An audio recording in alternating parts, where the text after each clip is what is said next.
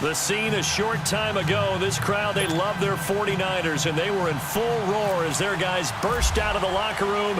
And we're ready for football as the 49ers get set to do battle with the Green Bay Packers. This is taken about 7 yards deep. And he'll take it back to about the 19-yard line.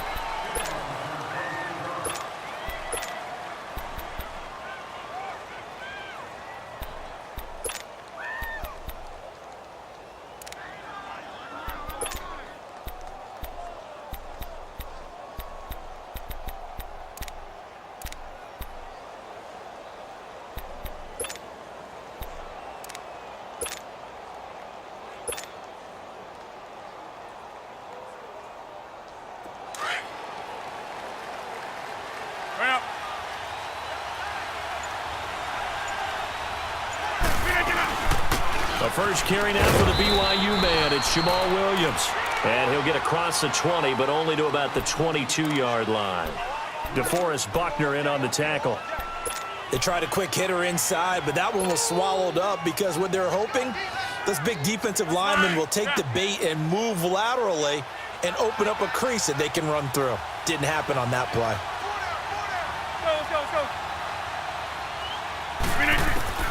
Rodgers to throw on second down.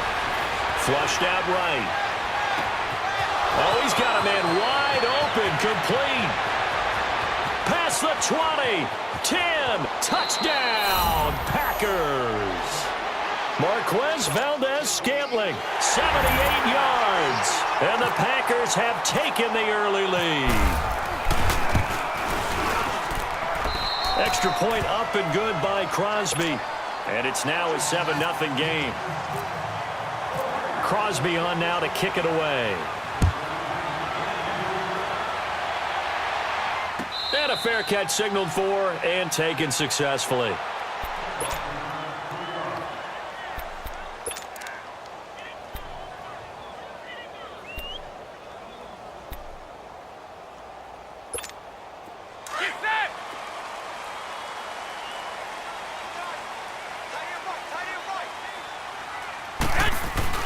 On first down, Garoppolo. Complete to the right. This is Garcon. And down he goes, but he takes it up to the 40. 15 yards there for number 15. Now, Charles, what's the mindset here offensively? You gave up the touchdown pretty quickly. Would it have changed if you had gotten a stop and it would be 0-0 right now, or no? I wouldn't think so. I think in most cases, just down a touchdown, you know, I mean, we're just getting started here. It should be a long way to go. You think to yourself, stick with the game plan, all the things you worked on in practice. But you have some teams that when they get down, their natural tendency is to aggressively strike back.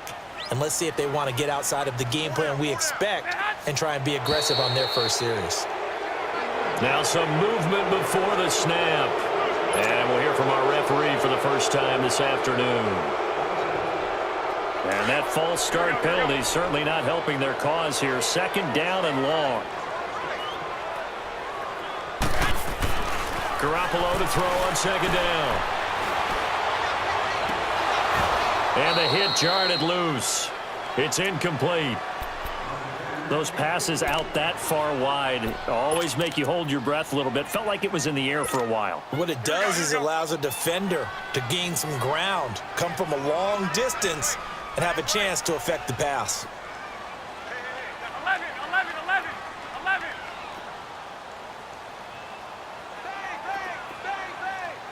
Go ahead. Mike's 50. Tighten up. Hold together. On third and long, it's Garoppolo. Looking for Garcon, and it's intercepted. Picked off by Tramon Williams. And the return comes to a halt right at the 44-yard line. Well, they didn't exactly show patience there, did they? Just down a score, they come out firing right away and compound things by throwing an interception. They put their defense in a really tough spot. Green Bay's offense coming out onto the field, and week 2 of the preseason, they were electric. 51 points they put up against the Steelers. And Aaron Rodgers got his first action of the preseason and led an opening drive for a touchdown, so he felt great. But the activity is behind him. Brett Hundley, his backup last season, he's having a terrific preseason. He played a little bit and did just fine, 6 of 9 throwing the ball. Deshaun Kaiser got his first extended action of the preseason. He was terrific, 7 of 12, 149 yards, 2 touchdown passes. The Packers are building some real depth at the quarterback position. On second down, here's Rodgers. Rolling to his right. And his pass incomplete. The veteran tight end Mercedes Lewis, the intended receiver. And it's third down. The turnover put him in great field position. They don't want to squander it with third down coming up. No, not at all. And you know what else you do? You make your defense mad. Yeah. They got you the football, gave you a great opportunity. You got to cash in and get some points. Hey, check 26.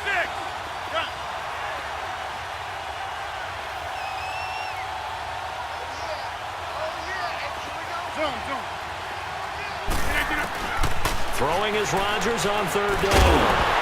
And incomplete. The contact made the ball roam free and brings up fourth down. It is tough to complete passes against zone defenses. The windows that you see open, they shrink pretty rapidly. How about being able to hit a moving target against a zone before the next guy can get there and make a play on the ball? Not easy for any quarterback, no matter the situation. And there, the defense won the battle.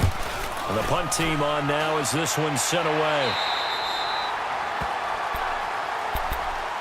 San Francisco's offense back onto the field. And we'll take a moment to acknowledge the passing of Dwight Clark, one of the great ones back in June. And the Niners announced that this year they're going to wear number 87 logo on their helmets. A fitting tribute. A fitting tribute indeed. One of the all-time greats for the San Francisco 49ers. And I often think how they saw him and got him on the team. And it was very simply this. Former coach Bill Walsh went to work out a quarterback named Steve Fuller at Clemson. And he needed someone to catch the ball. And they got Dwight Clark off the golf course to catch the football for him. And Coach Walsh walked away thinking, I might have something with this wide receiver. And the rest is history. And, of course, he had the catch, and they're going to put a statue of that outside the stadium before their October 21st game. Now the Georgia Southern man. This is Jerick McKinnon. And he'll take this one for about 4 up to the 40. When we see those runs to the perimeter, when we see those runs to the edge, we think about big breakers, don't we? In this case, it was a modest gain, but it does open up possibilities here on second down. Now Garoppolo throwing on second. He gets this one to Garcon. And he'll be brought down just shy of midfield at the 49-yard line. That's good for a Niner first down. Garoppolo to Garcon. When you see zone defense and you know you've got a drag route on as your primary call, you've got to be really careful as a passer about how far you let your guy go because he might wander into some tough coverage. They go play action here on first down. Eluding the pressure right. And his throw here's incomplete. He was trying to get it to George Kittle, his tight end. That'll bring up second down. And there we saw rolling right out of the pocket. Maybe his momentum taking him toward that sideline led him a little too far. Yeah, that is difficult, isn't it? Plus, you're closing down your space, right? You're shortening the field for your receivers. And their inclination is to go towards the sidelines as fast as the quarterback is as well. Hard for them to throttle down to leave themselves with enough room to stay in bounds and catch the ball. Hurry up! Hurry up! I got you. Second quarter now. Brandon Gaudin, Charles Davis with you. It's the 49ers in control of the football. And they're driving, but they come up on a 3rd and short here.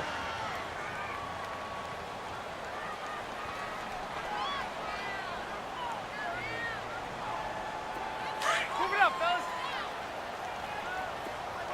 He's tight right here. He's tight on the right. Tight on the right. On the toss, it's McKinnon. And this one goes nowhere. Losing yardage on the play back at the 46. He lost 2, and it brings up 4th. I know the scouting report on him is that he doesn't possess the eye discipline to be an elite linebacker. And what that means is his ability to read, react, and make a play. But on that one, He looked like one of those guys. I got you, I got you. Hurry up.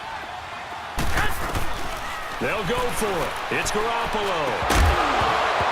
And that is going to be incomplete. Boy, it looked like he had it and dropped it. And the Packers D comes up with a big stop. Well, right now, Charles, we sit in the thick of preseason, and, of course, that means we're in the thick of fantasy football draft season. So, the top five. It's good to have David Johnson back, Le'Veon Bell, of course, Gurley, Ezekiel Elliott, Antonio Brown, all studs. Who would you take number one in a fantasy draft? Oh, that's a tough one, but I would look at Todd Gurley and David Johnson as my top two picks. Johnson missed all of last season with a wrist injury, and with potentially a rookie quarterback there and a little bit of a rebuild, he may get more work than he can possibly handle. Todd Gurley was a beast for L.A. last year, running it and catching it. But how about a rookie by the name of Saquon Barkley with the Giants? I think he'll get a ton of touches. And Alvin Kamara, he showed what he could do last year, both running it and catching it. And don't forget, returning it as well. Rodgers now to throw. And left side here, it's Graham. And oh, so close as he takes it all the way to the 2-yard line. Rodgers to his tight end Graham on a big one. 52 yards. After the big play, a chance to finish now on 1st and goal.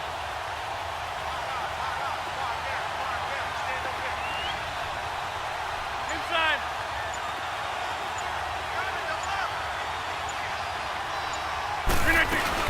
They'll run it with Williams.